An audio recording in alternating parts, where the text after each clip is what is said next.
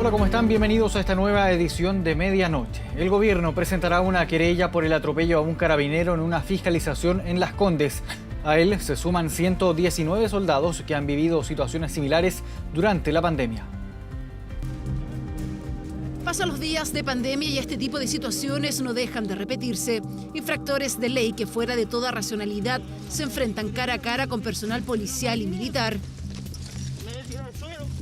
O peor aún, conductores que para no ser fiscalizados lanzan sus vehículos sin importar las consecuencias, tal como ocurrió este domingo en Las Condes.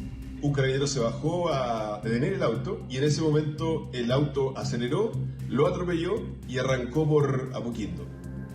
Clara agresión que queda en el registro de la cámara. El responsable es buscado intensamente, donde las consecuencias para este funcionario de Carabineros pudieron ser peores si se piensa en lo ocurrido hace tan solo un par de días en Puerto Montt, cuando un soldado conscripto de 19 años murió al ser atropellado por un conductor que no respetó la fiscalización, lo que generó esta medida.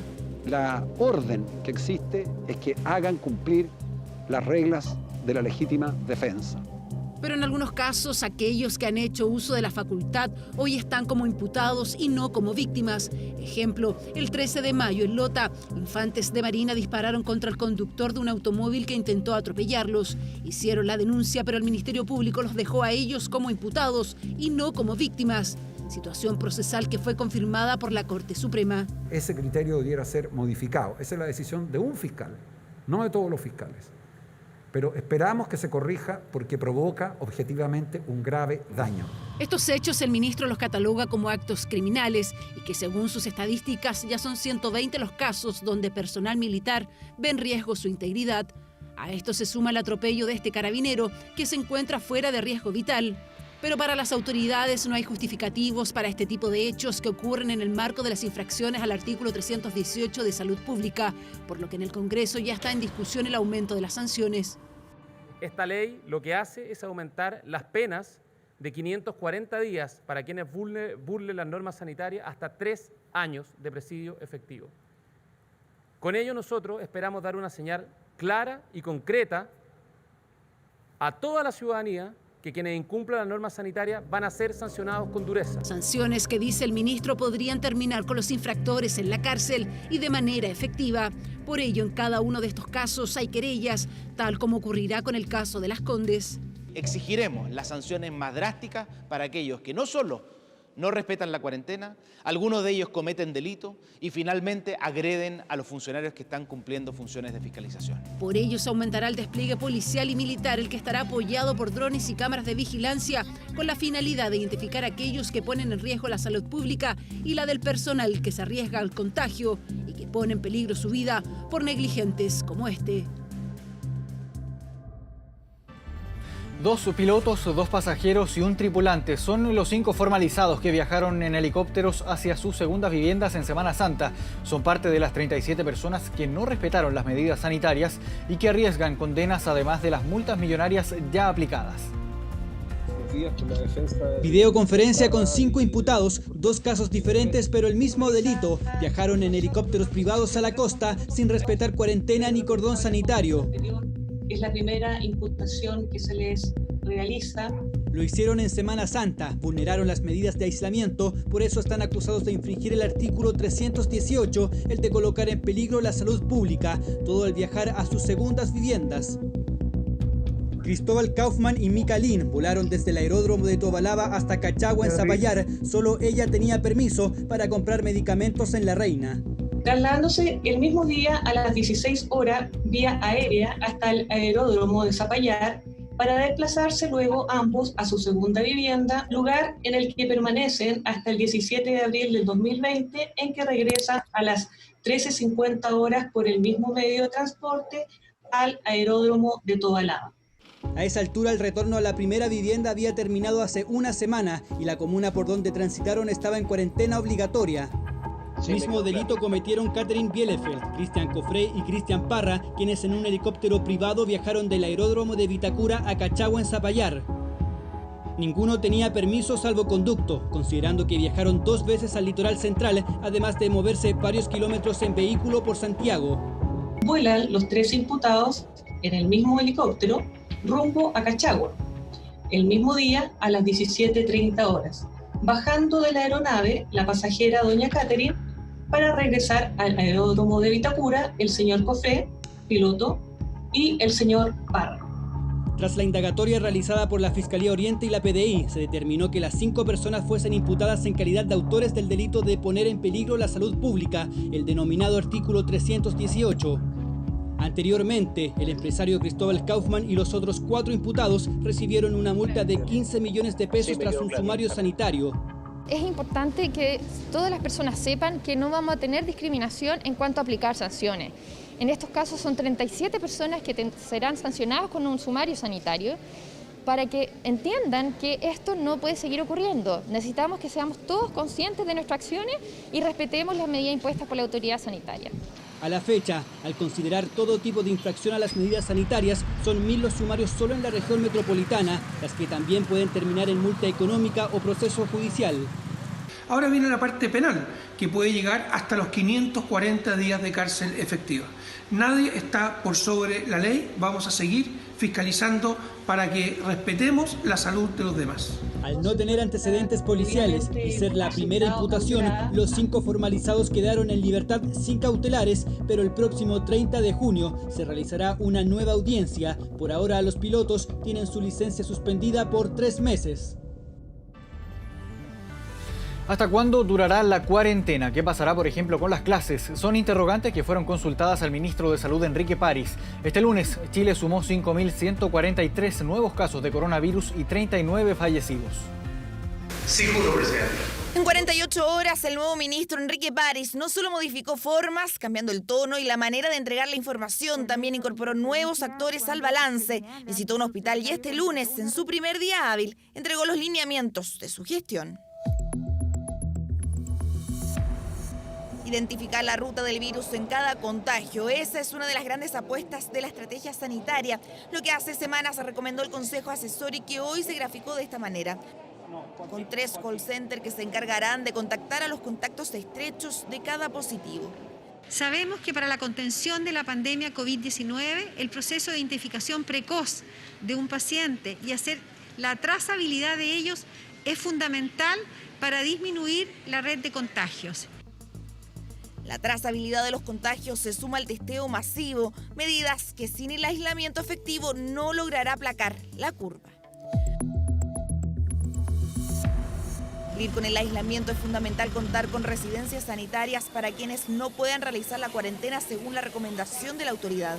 Es por eso que hoy se informó que en algunos casos esta será obligatoria. Hoy día la autoridad sanitaria puede determinar, decir, esta persona no tiene las condiciones en su casa para cumplir un aislamiento. Si la autoridad sanitaria determina que esa persona no lo puede cumplir, puede indicar que esa persona tiene que trasladarse a una residencia sanitaria. Confinamiento inédito de la región metropolitana. 4 semanas de cuarentena, una medida que se mantendrá, pero la pregunta que muchos se hacen es ¿hasta cuándo? El ministro París, en un medio escrito, señaló que la cuarentena se podría extender por todo el mes de junio. Durante el balance hubo preguntas sobre la extensión de la medida restrictiva. La cuarentena obviamente se mantiene hasta este viernes. Los días miércoles se modifica, se alarga o se suspende la cuarentena, así que mañana, en conjunto con todos, y es aquí el presidente el que determina en conjunto con nosotros esa decisión, tomaremos esa medida y la comunicaremos oportunamente. Otra de las grandes dudas en esta nueva gestión es qué pasará con el regreso a clases. Si en un momento se aseguró que mayo sería el mes escogido, hoy, en la medianía de junio, aún no surge la fecha definitiva. No hay una fecha precisa, pero también aquí es muy importante, y yo voy a respetar siempre la opinión del ministro de Educación, ministro Figueroa. No existe una fecha precisa para el retorno a clases, y esto solo será en la medida que las condiciones sanitarias lo permitan, bajo una permanente coordinación con el Ministerio de Salud. Primeros días del nuevo ministro de Salud que enfrenta la peor crisis sanitaria de Chile. 5.143 nuevos casos en las últimas 24 horas y 39 fallecidos registrados, que dan un total de 3.362 víctimas fatales. Pandemia que está lejos de ser controlada y que desafía a las autoridades y a la responsabilidad de todos los chilenos. Ponga atención a lo siguiente, a más de 5 millones de personas busca beneficiar el nuevo ingreso familiar de emergencia, un aporte que esta vez incluye a personas que trabajan, los pensionados o quienes tienen su contrato suspendido.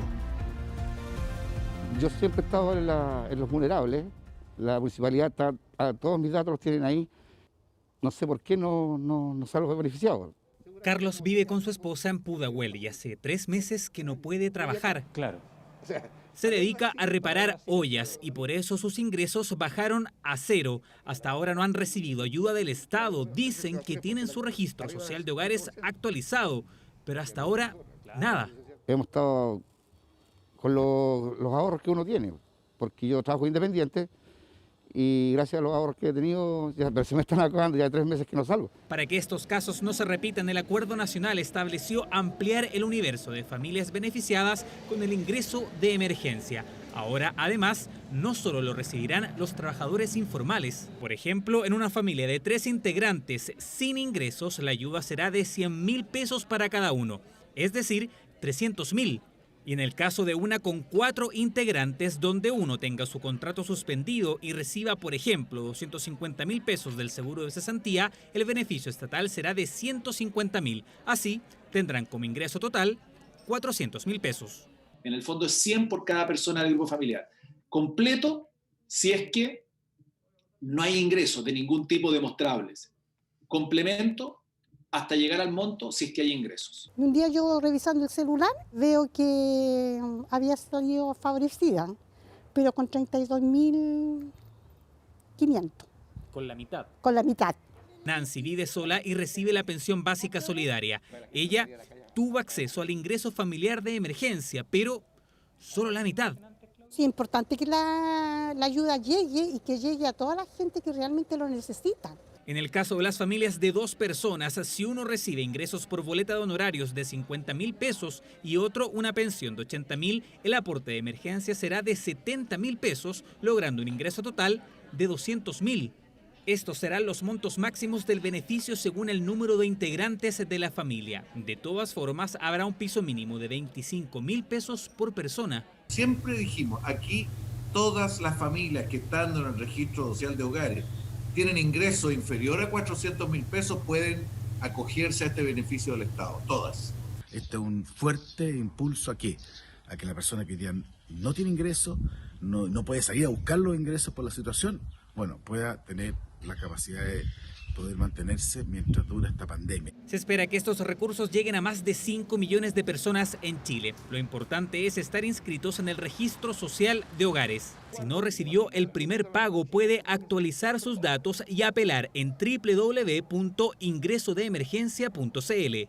Aparece un link que dice, tienes problemas. Se pincha y se apela. A raíz de esa apelación, se procede al pago correspondiente. El nuevo ingreso familiar de emergencia contempla hasta 3 pagos en junio, julio y agosto y todo dependerá de la rapidez con que el Congreso despache la nueva normativa. Y tras el anuncio de prórroga del estado de catástrofe por 90 días, muchos se preguntaron si esto afectará el proceso electoral que culminará con el plebiscito del 25 de octubre. La medida coincidirá con el inicio de las campañas. Complejo ha sido el camino para el plebiscito que definirá si Chile quiere o no una nueva constitución. La crisis sanitaria obligó primero a cambiar la fecha original de la votación. En definitiva, el 25 de octubre se desarrollará el esperado plebiscito. Y ahora el nuevo anuncio del gobierno generó dudas de cara al proceso electoral. Se ha tomado la decisión de prorrogar el estado de emergencia, el estado de catástrofe por la pandemia, por 90 días. ¿Por qué prolongar el estado de catástrofe por 90 días más podría afectar el plebiscito del 25 de octubre? Porque la medida, si no se determina que cese antes de los 3 meses, coincidiría con el inicio de la propaganda electoral y con el despliegue en terreno de las opciones apruebo y rechazo. Por eso las dudas. ¿Se podrá salir a las calles a hacer propaganda? ¿El proceso incluirá nuevas medidas sanitarias? ¿De qué manera se realizarían las fiscalizaciones para evitar aglomeraciones? El 26 de agosto se inicia la propaganda electoral y desde el gobierno ya aseguraron que por ahora no habría impedimento para realizarla. No hay razones para impedirlo porque lo que hace el estado de catástrofe es establecer un conjunto de facultades, sobre todo en el resguardo del orden público. El resto de las medidas tienen que ver con las atribuciones de la autoridad sanitaria. Son las alertas sanitarias las que definen la mayor parte de las medidas. La prolongación del estado de catástrofe mantendrá el toque de queda en el mismo horario de 10 de la noche a 5 de la mañana y la seguridad seguirá a cargo de las Fuerzas Armadas y de Orden. ¿Se debe realizar el plebiscito en la fecha estipulada? Es otra de las interrogantes. Desde el oficialismo, el exministro del Interior, Andrés Chadwick, señaló hace unas semanas que hay que tener un plan B. El gremialista Pablo Longueira habló derechamente de eliminarlo y el RN, Andrés Salamante, tiene una condicionante. El tema no es el estado de catástrofe. El tema es si van a haber o no las condiciones sanitarias. Si existen condiciones sanitarias, debe haber plebiscito. Si no existen condiciones sanitarias, debe prorrogarse. Voces del oficialismo que van en contra de lo acordado por los partidos políticos y que desde la oposición han criticado en reiteradas ocasiones. Debemos erradicar estos argumentos faltos de fundamento y que comprenden una falta de vocación democrática de aquellos que buscan cualquier excusa para finalmente impedir que los ciudadanos se expresen en las urnas. El plebiscito en el mes de octubre, estamos en junio y hoy día la prioridad es la pandemia sanitaria y social. Cuidar la salud de la gente. El CERVEL se encuentra analizando todos los escenarios que rodean el proceso electoral del plebiscito, así como también recibiendo sugerencias de los distintos partidos políticos. Hasta el momento el calendario electoral se mantiene inalterable en medio del actual estado de excepción. En otras informaciones, desde un auto volcado y en llamas fue rescatado un adolescente de 14 años que horas antes había robado un vehículo y que escapaba de carabineros. Lo increíble, considerando la violencia del impacto, es que solo terminó con contusiones menores. Está perdiendo el control, perdió el control. ¡Clavo central, clavo! ¡Bombero central, clavo! ¡Los 37!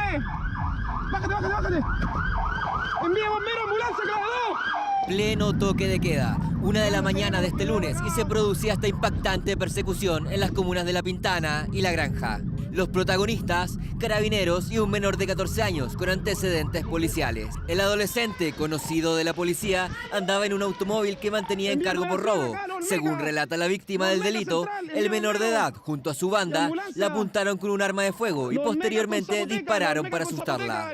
Luego, con el vehículo en su poder, circula por las calles de Santiago, pero al ver la presencia de la policía uniformada, aceleró, iniciándose la persecución. Los Olmecas con zapoteca, el vehículo se está incendiando. El automóvil estaba en llamas, el menor seguía en el interior. ¡Seco, envíe bomberos! ¡Se está incendiando! ¡Hay gente atrapada en el interior! Personal policial de forma inmediata concurre al rescate de este individuo, donde posteriormente se logra la detención de este menor de edad de solo 14 años.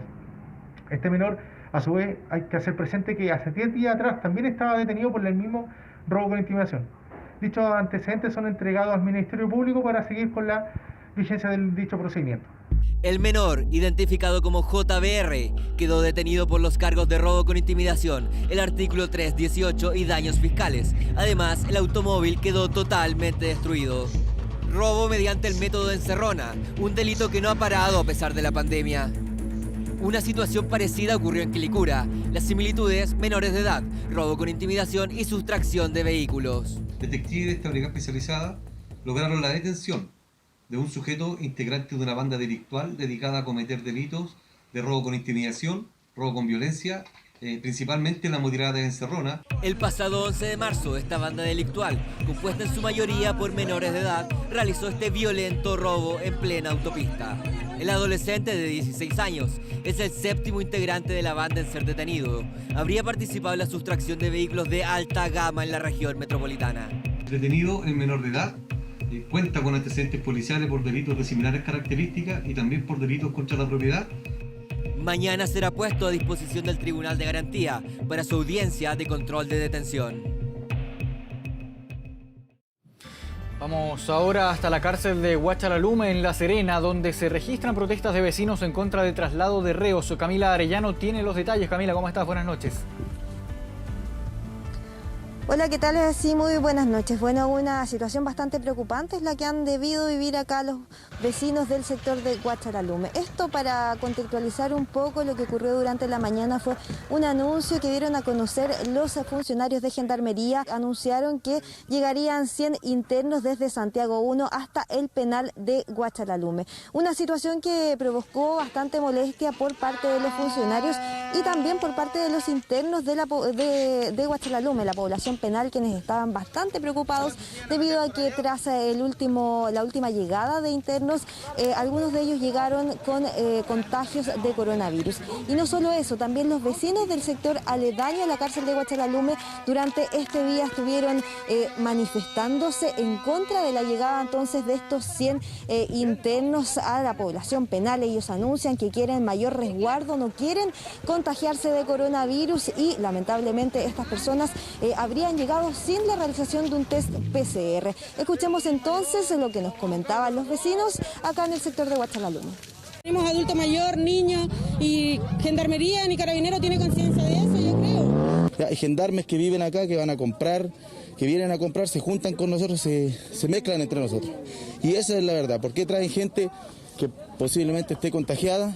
Bueno, ellos ahí lo decían, están bastante preocupados por lo que está ocurriendo acá. Ellos a diario conviven también con los funcionarios de gendarmería, quienes aprovechan de pasar por el pueblo de Huachalalume, pasan a comprar, entonces que ellos tienen bastante preocupación para que el contagio también no llegue hasta este sector de la comuna de Coquimbo. Además de eso, nos comentaban desde los funcionarios de gendarmería que durante esta mañana a primera hora tuvieron entonces que desalojar un módulo completo, el módulo 58, para recibir entonces a estos internos que ya a esta hora estarían dentro del recinto penitenciario. A eso de las 8 de la noche más o menos llegaron hasta la región de Coquimbo y fue también donde empezó toda esta situación en la que los vecinos del sector de Huachalalume impidieron entonces la llegada de los buses de gendarmería. Sin embargo, ellos pudieron ingresar con completa normalidad y hasta este momento entonces ya estarían dentro del recinto penitenciario también siendo fiscalizados por el personal de gendarmería. Por supuesto, nosotros nos vamos a quedar atentos a todo lo que ocurra acá en este punto de la región de Coquimbo y también con esta situación que tiene, como lo dijimos, bastante preocupados no solo a los internos de Huachalalume del recinto penitenciario, sino que también a los funcionarios de gendarmería. Gracias, Camila, por el informe desde la región de Coquimbo. Buenas noches. Y en horas de la tarde de este lunes se confirmó la detención de Emilio Berkov en un operativo antidrogas en la región del Biobío. Según la Fiscalía, Emilio Berkov fue detenido junto a otras 10 personas en una investigación por tráfico de drogas. Operativos que se llevaron a cabo el día viernes de la semana pasada e implicaron el decomiso de 823 kilos de cocaína base, 5 vehículos y dinero en efectivo. Droga que sería comercializada en la zona, pero esta banda se desplazaba hacia el norte del país para adquirir droga, la cual era traída en caravana hacia la región del Biobío. Recordemos que Emilio Berkov se encuentra actualmente condenado a 5 años y 1 día de presidio efectivo por porte ilegal de armas y municiones y desde el año 2013 además es indicado como uno de los líderes activos de la coordinadora Arauco Mayeco. Hay una operación que va a ser informada muy pronto por la PDI, muy importante, con una incautación o decomiso de una enorme cantidad de droga. Y por lo tanto felicito el trabajo de la Policía de Investigaciones por este éxito policial que va a permitir que esa droga no llegue a las familias, no llegue a los niños, no llegue a los jóvenes y se pone también un golpe muy duro al narcotráfico en nuestro país. El octavo juzgado de garantía de Santiago decretó el sobreseimiento definitivo en la investigación por el supuesto centro de tortura que habría existido al interior de la estación Baquedano durante el estallido social. La audiencia había sido solicitada por el Ministerio Público tras el informe de la Brigada de Derechos Humanos de la Policía de Investigaciones, el que descartó la existencia de dicho centro. El fiscal Álvaro Pérez aseguró que no solamente no se logró acreditar estos hechos, sino que muy por el contrario se descartaron, añadiendo que se lograron desacreditar versiones que daban cuenta de la existencia de amarras y sangre al interior del recinto. Además, Pérez sostuvo que no se recibieron denuncias de presuntas víctimas. En tanto, el ministro del Interior, Gonzalo Blumel, comentó que es una buena noticia que se vaya conociendo la verdad, asegurando que es importante que quienes hicieron las denuncias falsas tengan que asumir su responsabilidad. Internacional.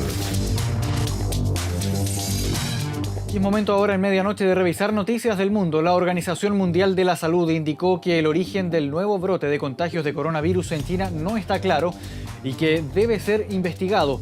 El organismo confirmó más de un centenar de casos en Pekín. La entidad estudia la posibilidad de que podría haber sido causado por importaciones o salmón envasado. Esto después de que el virus fuera descubierto en tablas de cortar usadas para el salmón importado en un mercado. Todo esto en medio de las preocupaciones sobre una segunda ola de la pandemia en China. Varios distritos de la capital establecieron puestos de control de seguridad, cerraron escuelas y ordenaron pruebas de coronavirus.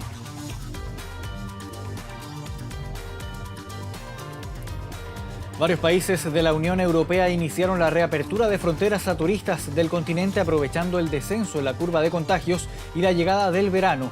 Alemania, Grecia, Bélgica, Islandia, Suiza y Luxemburgo, entre otros, han abierto sus fronteras para favorecer el turismo entre los países del espacio Schengen. Una de las aperturas más esperadas era la de las fronteras alemanas, ya que los alemanes son los líderes mundiales del turismo y de ellos depende buena parte del sector en otros países.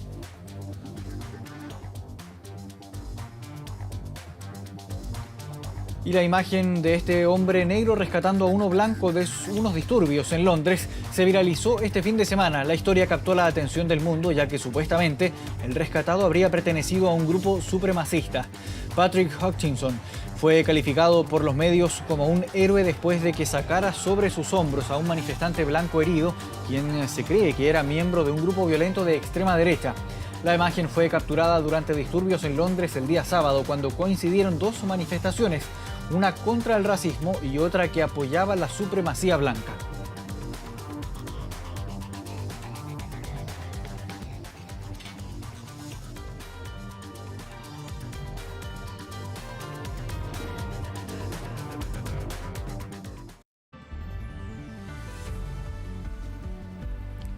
A esta hora tenemos una temperatura de 6 grados. Hoy martes Santiago va a estar nublado con una máxima de 12 grados. Coyhaique tendrá cielo parcial con una máxima de 7 grados. Dejamos hasta acá esta entrega informativa. Seguimos en Canal 24 Horas como siempre. Muy buenas noches.